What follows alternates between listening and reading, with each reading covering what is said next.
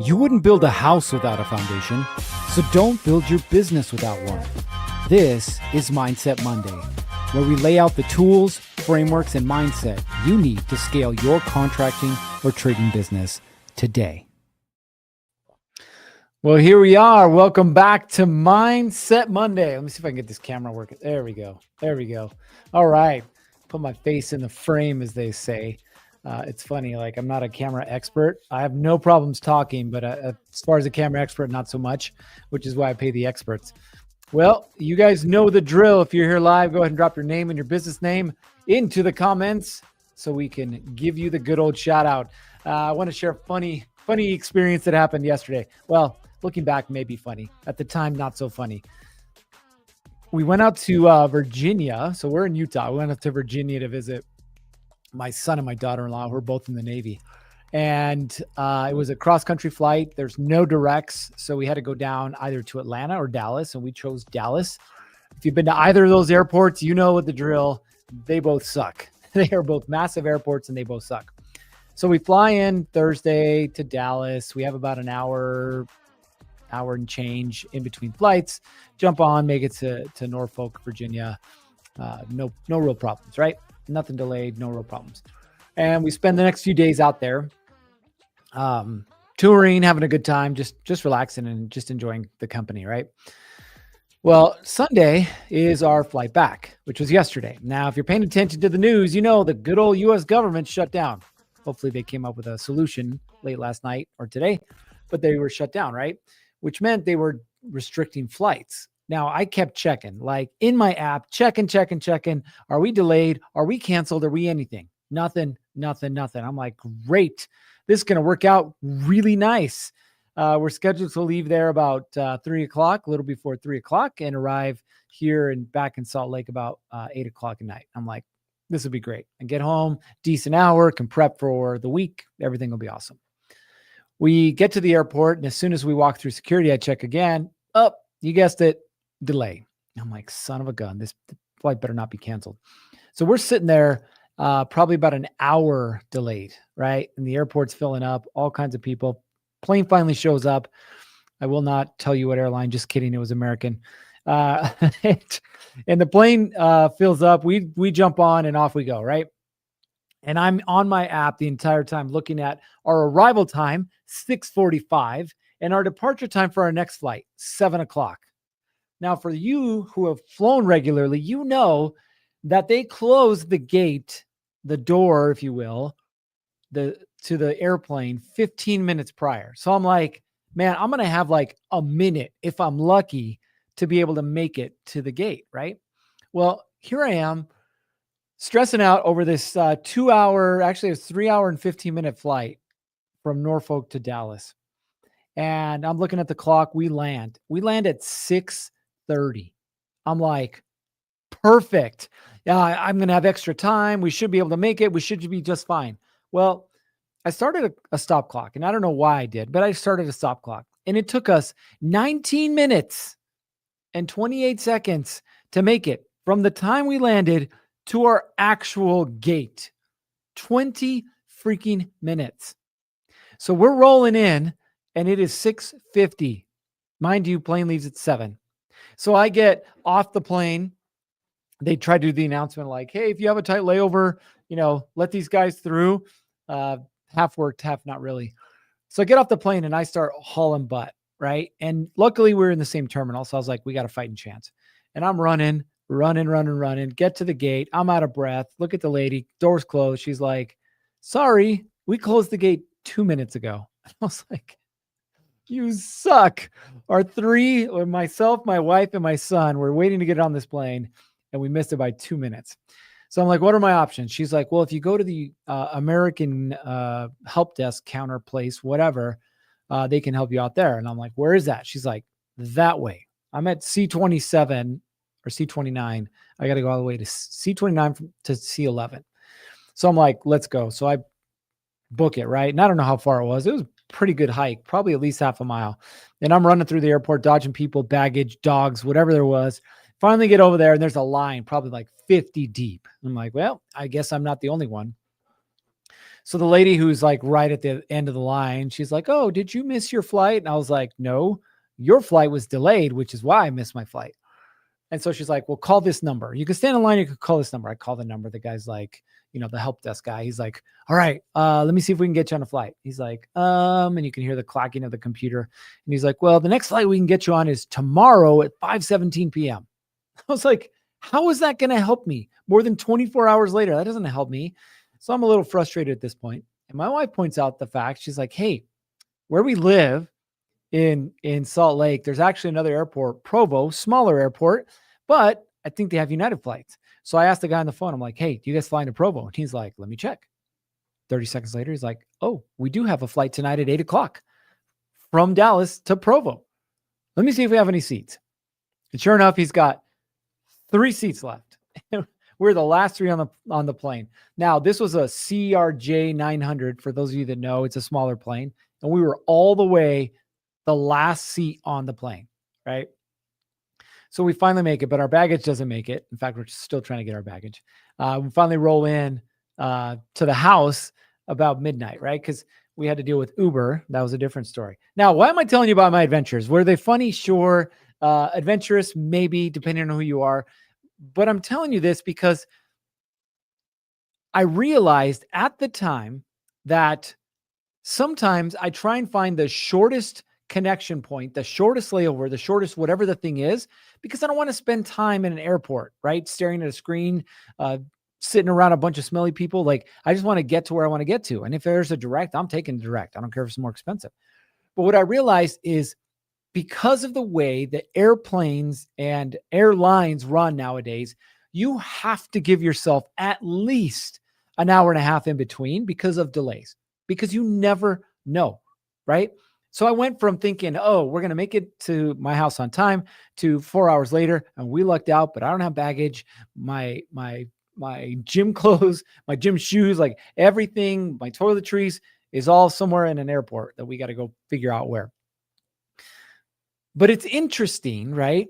It's interesting when you think about this from the perspective of running a contracting business, right?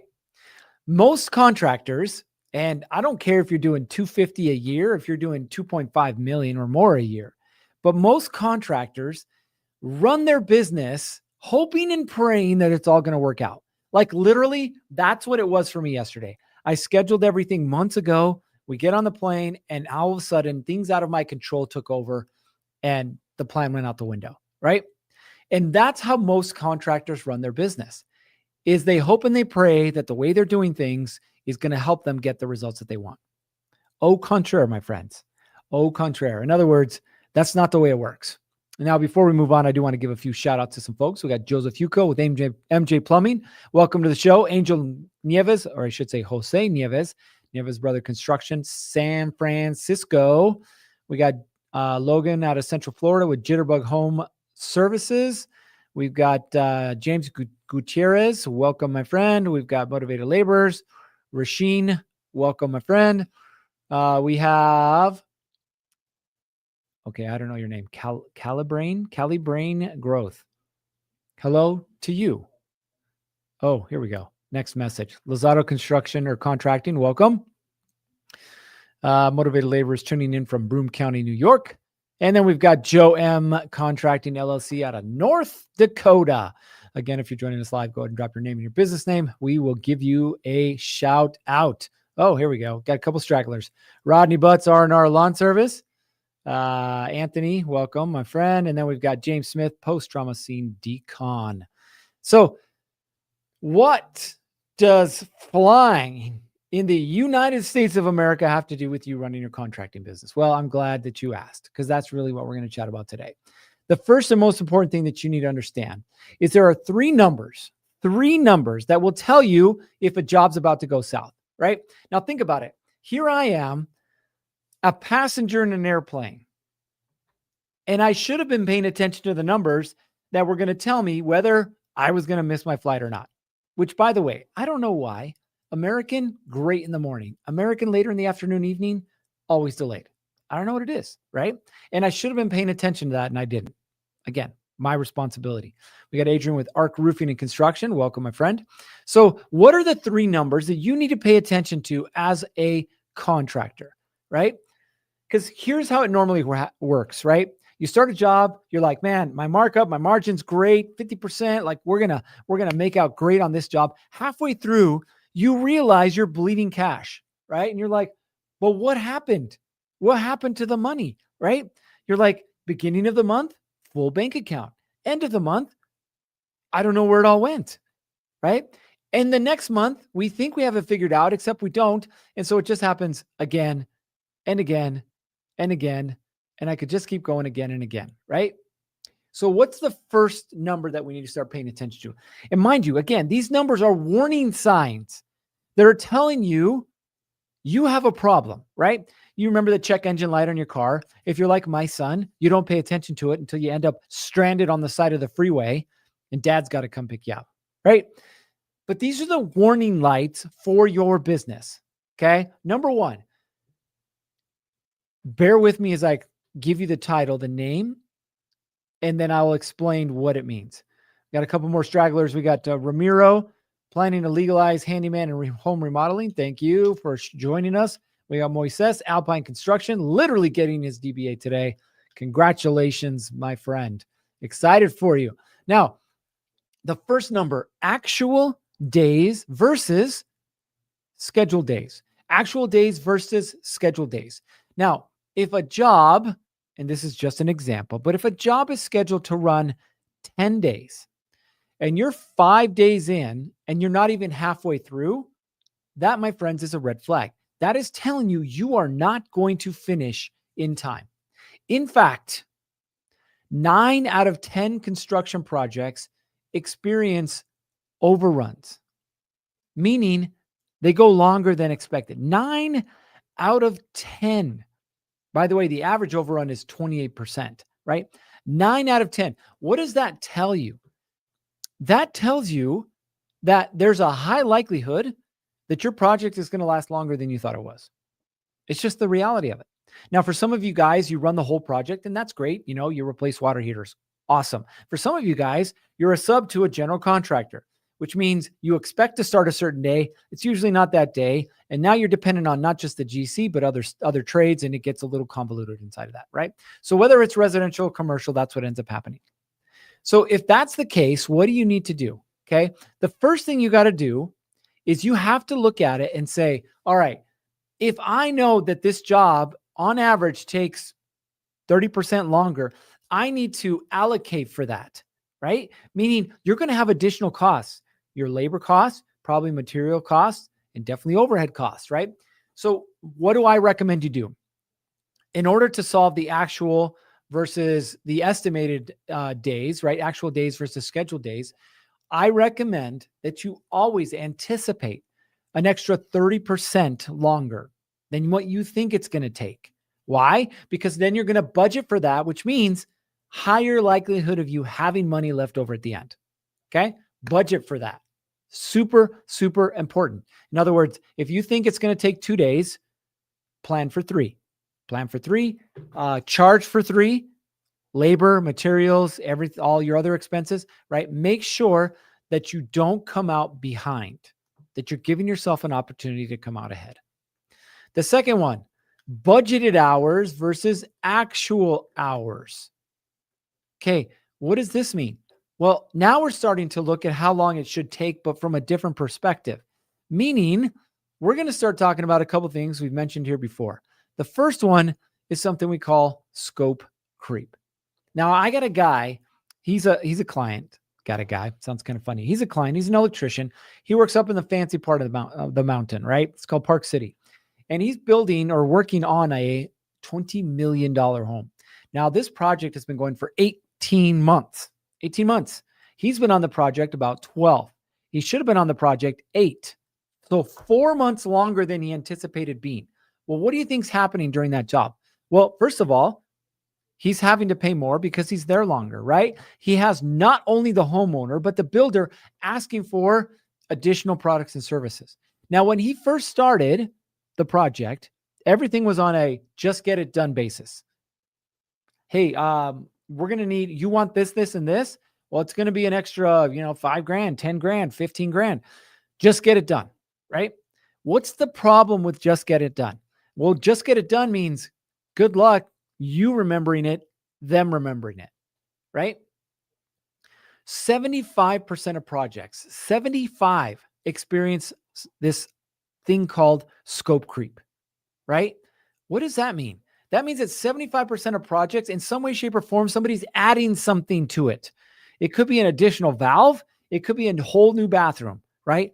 75%. So if you aren't doing what you should be doing, which we've talked about here before, if you aren't doing what you should be doing, which is documenting every change order, making sure that you have written permission / confirmation for the change order, which includes the dollar amount, not just the change order, but the dollar amount, you should not be doing the change order. Period. I have a friend who's an excavation contractor, and they were working on a large project, right? And the big GC, and these are one of the big dogs doing, north of 700 million a year. They said, hey, we need you to change this part here. And they're like, well, do you want me to change order? We don't have time. We don't have time for a change order. You need to get it done like ASAP. We're behind the gun. So he gets it done. Well, now he's trying to collect for the money, which is north of $125,000. What do you think the likelihood is that he's getting paid? Right? Now, if he's got a good relationship, maybe. But you and I both know that there's a high likelihood he's not.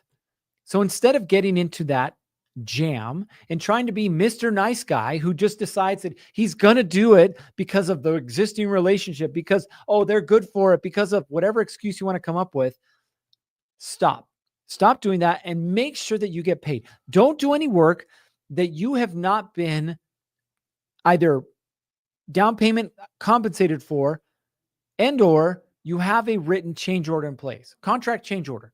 Everything you do, contract change order. You've heard me talk about it before, right? One project we're working in Park City right now, a tenant improvement project, 9 change orders just for framing. Well, why do we have 9 change orders? Because between the inspector, the architect, and the owner of the project, 9 change orders. But we wanted to make sure that we were taken care of, that our guys are taken care of, and that ultimately we weren't going to lose our shorts on this project.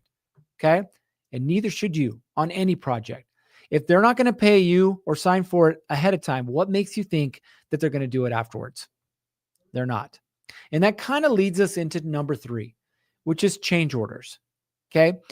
If you have anyone working for you, you need not only a defined change order process, but all of your guys need to know that change order process. Because for you, it's really easy to say, oh, you want me to do that? Cool. Here, sign this piece of paper. It says, an additional whatever, 20 grand. But your guys, they don't know. They're just there collecting a paycheck. And so if Mrs. Jones asks for, a new kitchen sink and your guys are like, okay, whatever, it's not coming out of my pocket, then they're just going to do it. If your guys ask or your employees on site are asked to do something outside of the scope, they're just nice guys, right? They're going to do it because they want to make sure the customer's happy. Why? Because you tell them, make sure the customer's happy. But ultimately, what is it doing? It's costing you time and it's costing you money. Another contractor here locally, plumbing contractor, working on a custom home. He realizes at the end of the job, when he's doing job costing, that he lost money on what should have been a $247,000 project. Why did he lose money? He lost money because, you guessed it, his guys did change orders and didn't tell him about it. They didn't tell him about it, so he couldn't charge it. Now he's in the hole. Now, I don't know about you guys, but I'm not in business to make money. I'm in business to keep money. So you got to look at it from that perspective. If you're not tracking this stuff, there's a high likelihood money's coming in the front door and right out the back. And that's not why we started our businesses, my friends. We got a late show here by Daniel with Noble Glass. A little late, better me than my wife. Yes, my friend. We got Joe here, Open Kitchen Concepts out of Miami, Florida. Welcome, my friend. Awesome. So listen, as we wrap this up, 2 things. Number 1, okay, understand that your success is your responsibility. 100%. Okay. And the reason we have these calls is we want you to take these tools and start to apply them, right? Now, one of the tools that you should be using is Contractor Plus. Shameless plug. Why? Because I've seen it grow. We use it and we've seen our clients use it as well. And it is absolutely amazing, right? Now, if you didn't know, Contractor Plus just upgraded to version 2. In fact, we got Joe here says, I've got to say, Contractor Plus V2 is so much faster. Had a couple issues last week. Got it worked out. I'm loving this new AI estimates feature. Keep up the good work, guys. That's awesome. Thank you, Joe. Appreciate that. But I want to bring Justin on because Justin's going to talk a little bit more about version 2 of Contractor Plus and why it is that you should be using it. What's going on, everyone? So as you know, last week we shipped the major V2 update. We have been working on it for a year and a half or so, give or take. And what we shipped last week is just the first phase of V2. There's a lot more to come. It's already done. We're in testing. So you're going to notice major deployments over the next couple of weeks. We have our Contractor Plus voice system going live. We're adding workflows and automations, things that, you know, a big thing that matters to a lot of people is speed to lead. Everybody knows the faster you get to a lead is the more likely you are to win the job. So we're building in some automations where you can automatically create an opportunity when a new lead hits your CRM. You can, with a default lead value and follow up with that lead. There's just a lot of really cool stuff on the way. When we're done today, I'm going to play a little video that we just had produced that kind of at a high level explains the power of V2. But I want to say, some of y'all that are using Contractor Plus over the last week, you probably experienced some issues and some bugs. I think Joe just mentioned something that some things that he was dealing with. I know a few of the bigger issues. Just to clarify, what happened on the back end. There was a script that ran and kind of deactivated or temporarily deactivated some of the V1 plans improperly. It wasn't supposed to happen. We did get to that one pretty fast. We also have some growing pains around the emails. Let me explain that. In V1, we didn't make you connect your own email address. We let you send from a Contractor Plus email address. Now, that was flawed for many reasons. It was prone to abuse, and every few months, some spammer would come in and start sending, like phishing links using our address, and that would impact deliverability for everyone. So we realized we had to shut that down. So now, in order to send emails to your clients from Contractor Plus, you're going to have to connect your own company email. So we make that pretty easy. If you use a Google hosted email or Outlook hosted email, you can just log in and give Contractor Plus permission to send on your behalf. If you use custom SMTP, there have been a couple issues around that. We shipped an update today that patched a couple of those up. You're going to notice our team is working daily right now. Any issues that are arising from this major deployment are getting resolved pretty quickly. So thanks for sticking it out with us. And you're going to notice a lot of really cool things that are in the pipeline coming soon. That's awesome. That's awesome. And listen, you guys are going to watch the video here and you're going to see how really cool it is, the features that they have now and how it's working. But listen, just like anything new, there's going to be hiccups. There's going to be, problems. Just reach out to Contractor Plus. They'll make sure that they handle those for you. But if you're not using it, I'm telling you right now, you're going to get left behind. Just the fact. Go ahead. I want to add a comment. I see James also mentioned he's using the AI estimates. So what we've noticed is if you haven't noticed, there's a little wand at the top right of the prompt box. Even without using that's a prompt enhancer is what that's called. Even without using that to enhance your prompt, sometimes Estimatic will do really good even on a large job. Estimatic is just completely knocking it out of the park on smaller remodeling jobs and install jobs. If there's something that it doesn't have, like if there's, for like HVAC and electrical, certain things that you're not going to be able to get your parts from Lowe's or Home Depot or Menards, sometimes it'll synthesize the price and it'll get it wrong. we're working on that. We're working on adding additional suppliers. We just added ABC Supply for the roofing and exteriors guys. We have QXO in the pipeline now. We're working with those guys over there. So that, combined for roofing and exteriors between ABC and Beacon or QXO now, that's like half of the market share for the material vendors on the roofing side. So we'll be able to cover all your bases there. So we're continually working to adding, more suppliers and getting you your actual pricing. If you work with ABC, you can now connect your ABC supply account and select your ship to account. Right inside the settings, just go to Contractor Plus, down to the settings menu, go to ABC under integrations, and you can get that connected. So that'll be an option for you as well. But what I wanted to say is, on really large jobs, we are noticing some feedback coming in saying that it's getting the pricing somewhat, it's a mixed bag. Sometimes it gets it right and sometimes it gets it wrong.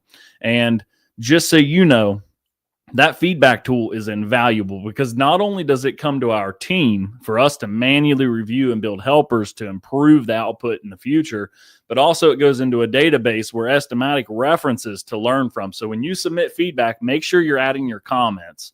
Explain what it got right, explain what it got wrong, and you're going to notice that as you're using this, it's going to be improving all the time. That's awesome. That's awesome. We had a question here. Does this contractor V2 help to estimate specific jobs both ways, material and labor, or labor only? Yeah, you can tell it in your prompt that you just want a labor only bid, and it should do that for you. Awesome.